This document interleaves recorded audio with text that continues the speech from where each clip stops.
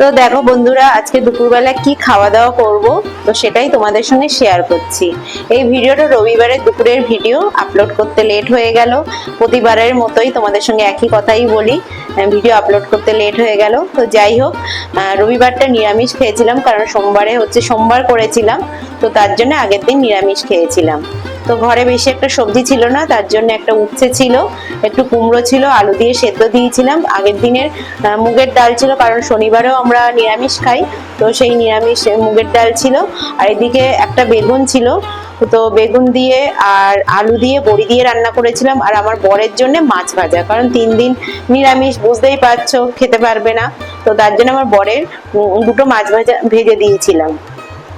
এই যে দেখো, আমি খেয়ে নিচ্ছি হচ্ছে আলু কুমড়ো আর উচ্ছে ভাজা, এই উচ্ছে সেদ্ধ আর এই কাঁচা লঙ্কা দিয়ে। কার কার ভালো লাগে আমাকে অবশ্যই কমেন্ট করে জানাবে। একটু সরষের তেল দিয়েছি, একটু লবণ দিয়েছি, দিয়ে খেয়ে নিচ্ছি। দেখো, গপ করে খেয়ে নিলাম, দেখতে পেলে? আর কার কার ভালো লাগে আমাকে অবশ্যই কমেন্ট করে জানাবে কিন্তু। আর সত্যি আলু বেগুনের তরকারিটা না খুব সুন্দর হয়েছিল, আজকে প্রথমবার রান্না করলাম। যদি তোমরা চাও অবশ্যই রেসিপিটা কোনো একদিন শেয়ার করব।